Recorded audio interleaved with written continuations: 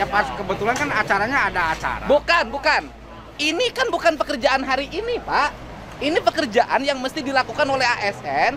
ASN cuma menggerakkan para THL untuk babat ini, untuk ngangkat ini. Ini tidak dilakukan. Berarti Pak Rahmat itu tidak bekerja dengan baik. Ini nggak tahu dirjen saya nggak benar atau dirut PLN-nya nggak benar. Kalian habis ini ketemu sama saya, kurang ajar kalian ini. Masih mau jadi dirjen kau? Kenapa kok tiba-tiba ini seperti jadi pola umum ya? Bahwa untuk dikesankan dia pemimpin yang bertanggung jawab, dia butuh korban gitu kan, yang harus dimarah-marahi gitu. Pilihan yang disengaja dia lakukan untuk membangun citra dirinya di ruang publik secara instan gitu kan. Tetapi hati-hati, itu bisa makan tuan.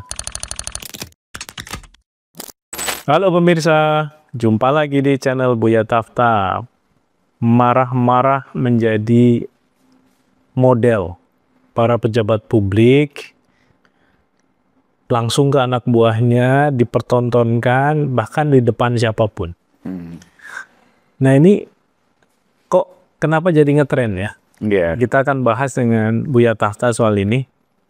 Buya, marah-marah sekarang jadi semacam apa ya, model ya, yang dipertontonkan oleh pejabat publik. Kita nggak hanya ngomong pejabat publik di daerah, ya, bukan kepala daerah gitu ya. Kalau yang lagi ngetren kan KDM ya, dia itu bisa marah-marah dengan bahasa lokalnya gitu, dan itu di syuting oleh krunya dan kemudian dipublikasikan. Rakyat puas dengan itu.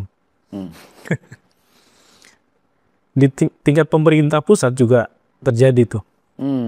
Ada contohnya nggak, Buset? Ya kan kayak Wakil Menteri Tenaga Kerja, si Noel itu. Kan juga sukanya Kayak pakaiannya kayak jenderal itu. yang katanya aktivis 98.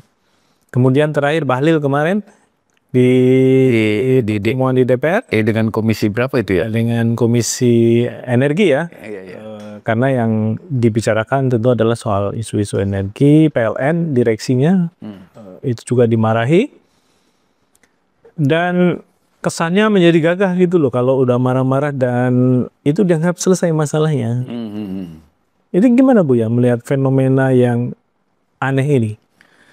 Iya, ini gejala baru ya, kayaknya ini ada hubungannya dengan eranya medsos ya, eranya media sosial. Kok tiba-tiba, bukan tiba-tiba ya, tentu ada prosesnya sendiri. Banyak sekali kepala daerah terutama ya, atau pejabat lah ya, yang mempertontonkan kemarahannya di ruang publik gitu kan, dan yang jadi korban sering anak buahnya ya kan, kadang-kadang juga warga, kayak gitu-gitu. Nah ini gejala yang harus dilihat ya secara lebih komprehensif ya, bahwa marah itu sesuatu yang manusiawi ya gitu kan. Tetapi kalau yang marah itu kepala daerah atau pejabat publik ya, terkait dengan tanggung jawab dia ya. Termasuk Topan Ginting itu loh yang ditangkap sama KPK karena OTT. Marah-marah juga. Juga di footage medsos itu kelihatan sekali dia marah-marah ya ke anak buahnya gitu. Ya, banyak yang nggak beres nih pekerjaan gitu. Ternyata OTT KPK-nya. Nah, saya melihat ya, paling tidak ada keinginan atau motif ya, bahwa ingin dikesankan sebagai pejabat publik yang tegas, bertanggung jawab dan seterusnya, dengan mempertontonkan leadership ya melalui cara tadi, marah-marah tadi itu. Seakan-akan seorang pemimpin ya, atau leadership itu indikatornya adalah, yang terpenting adalah marah gitu ya kan, untuk menunjukkan bahwa ada yang salah yang harus dia perbaiki kayak gitu.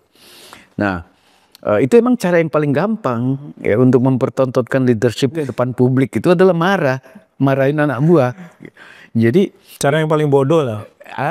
Cara yang paling bodoh. Ini juga sejenis narsisme ya. Narsisme untuk merujuk kepada dirinya dianggap sebagai orang baik, tapi karena ini naif ya, narsisme yang kekanak-kanakan, maka dia butuh korban, gitu kan. Nah ini gejala yang harus dilihat secara lebih ini nih, lebih kritis ya. Kan orang baik itu tidak butuh korban, ya kan? Malah harusnya mengencourage Dan mengajak orang lain berbuat baik, gitu kan. Jangan sehingga orang bisa berpikir sebaliknya bahwa dia tidak cukup percaya diri bahwa dirinya baik karena itu butuh korban tuh bisa dianggap baik, ya kan? Istilahnya kayak gitu. Kalau mobil saya jelek untuk dilihat bagus harus berdampingan dengan orang yang mobil yang lebih jelek. Artinya ada korban kan? Dia tidak cukup percaya diri bahwa kebaikan itu sesuatu yang sifatnya otonom, melekat pada individu, ya. Dan dia tidak butuh korban. Karena kalau tujuannya memperbaiki kan ada sistem, ya kan? Ada review yang bisa dilakukan secara lebih sistemik. ada indikator kinerja, ada ruang tertutup, ada perencanaan, ada evaluasi, perencanaan dan seterusnya, kayak gitu, ya kan? Nah, artinya itulah leader karena dia bukan pemimpin. Bukan kepala suku gitu ya. Ada sistem. Kepala suku aja punya marwah, Bu ya. Iya, ada mekanisme tradisionalnya kan, kayak gitu.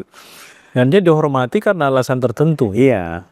Jadi kadang-kadang saya berpikir ya bukan berpikir negatif, tapi kenapa kok tiba-tiba ini seperti jadi pola umum ya?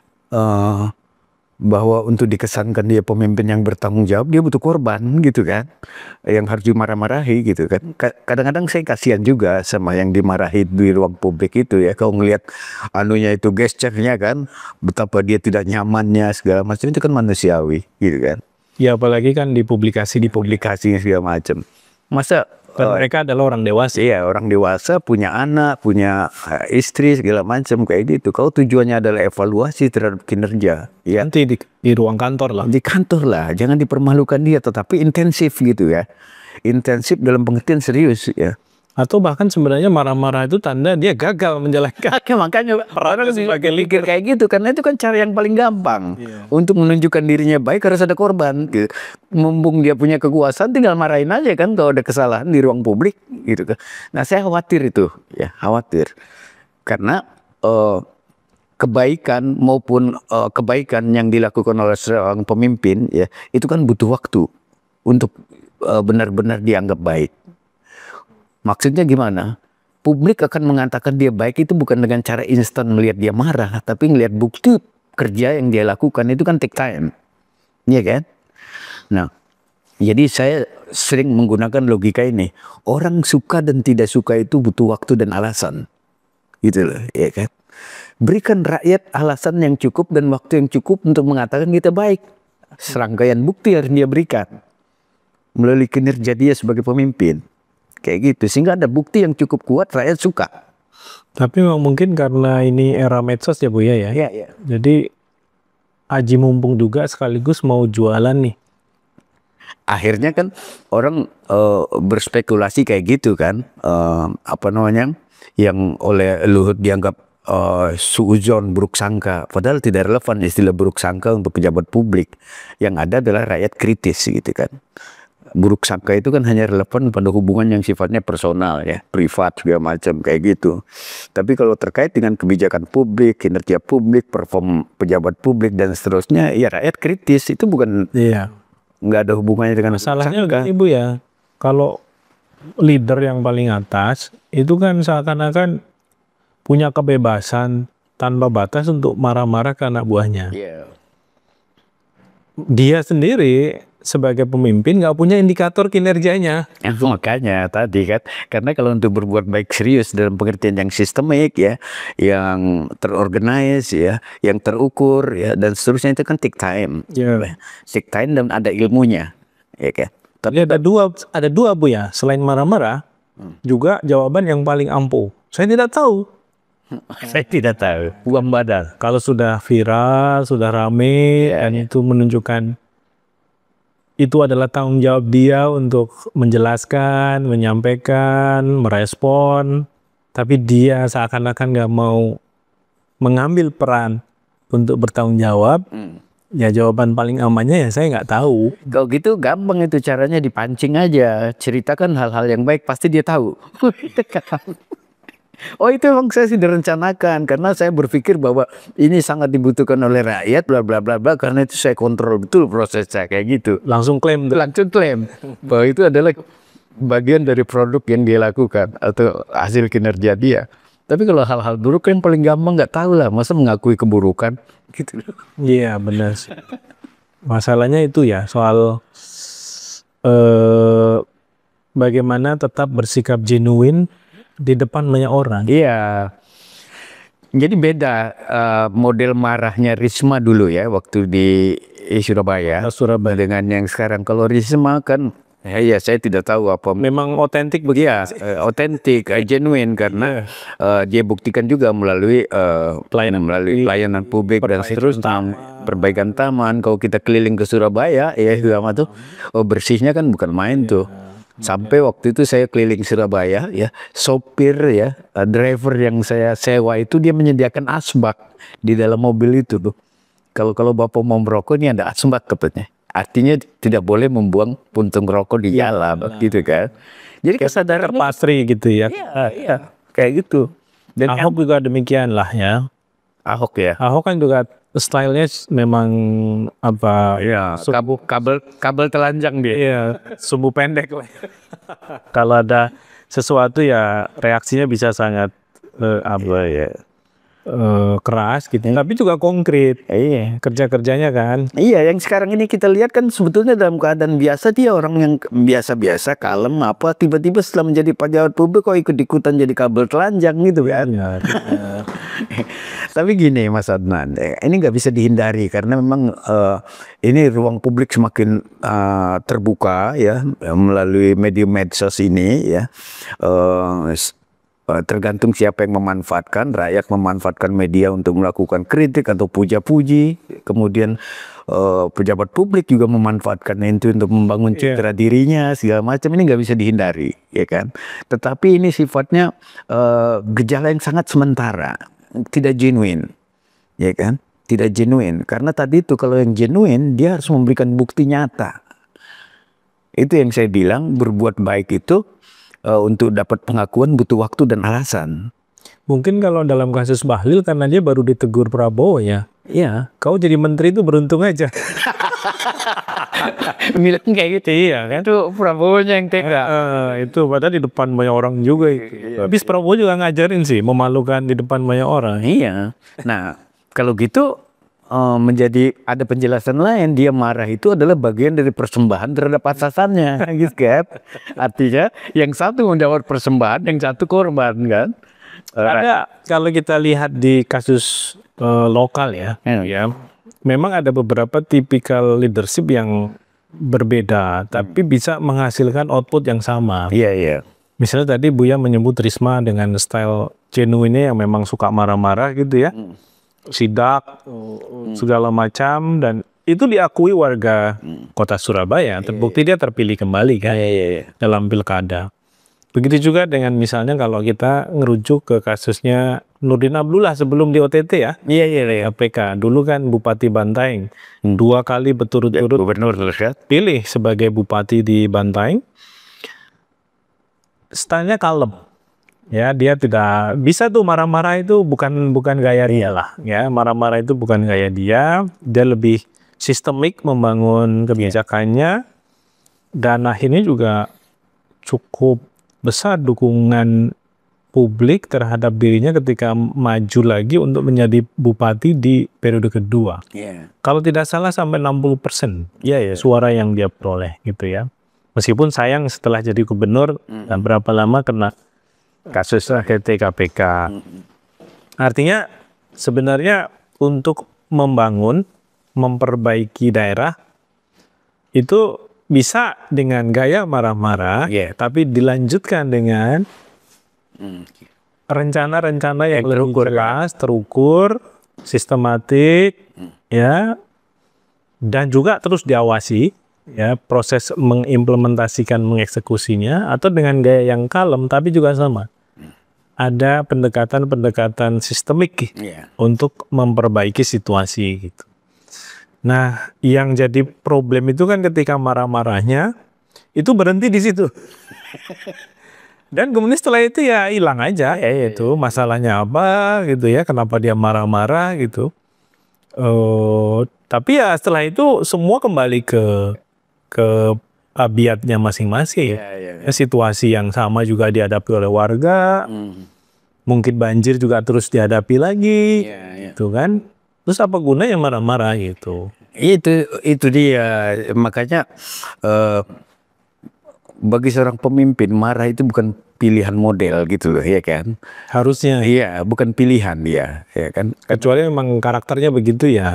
Kecuali karakter, artinya sesuatu yang sifatnya lebih personal ya, punya tabiat personal, bawaan orok memang gampang marah dan seterusnya itu lain. Atau kesel karena nggak beres ya. Karena itu kepemimpinan, marah adalah bukan pilihan model kepemimpinan gitu loh, iya kan? Begitu dia dijadikan sebagai model, maka dia tidak otentik. Iya, dan di buku soal leadership juga nggak ada sih. Nggak ada, gitu kan? Strategi marah-marah gitu ya. Leadership itu kan ukuran-ukurannya lebih kualitatif sebetulnya ya, lebih kualitatif soal integritas dirinya, ya kan, soal kejujurannya, soal kemampuan berpikirnya, membangun etos kerja, dan seterusnya kayak gitu. Leadership itu memperkuat tim building, ya kan, teamwork juga jadi solid, gitu. Lalu membangun trust di lingkungan birokrasi satu sama lain kayak gitu, bukan trust untuk keburukan ya.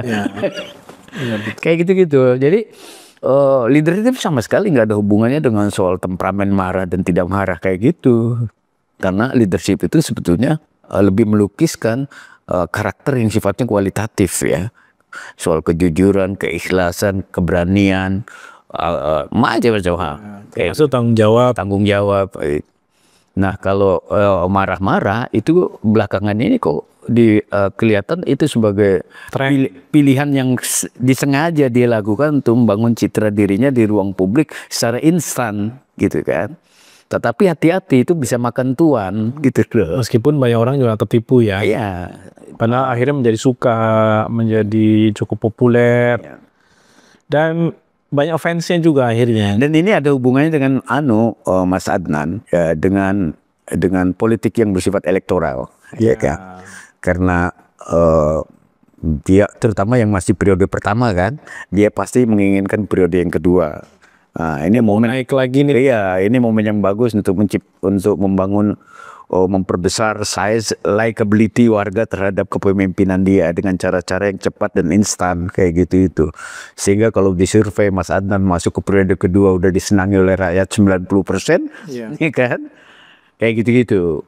Ya. Jadi bukan nggak ada hubungannya dengan itu, selain juga ada alasan yang lain. Ya kan? Oke Buya. Kayak gitu. Siap Buya. Jadi pemirsa, marah-marah sebagai seorang pemimpin itu bukan pilihan, juga tidak patut sebenarnya, karena kalau di sosial media itu kan anak kecil juga nonton, ya. Itu kita juga mengajarkan sebenarnya kepada mereka untuk berperilaku seperti itu. Yang itu sebenarnya tidak sehat untuk pendidikan anak-anak kita juga gitu. Jadi jangan gampang terpesona dengan pemimpin yang marah-marah. Karena justru di situ ada bom waktu buat kita. Iya. Kita ketemu lagi di channel Buya Tafta selanjutnya. Sampai jumpa.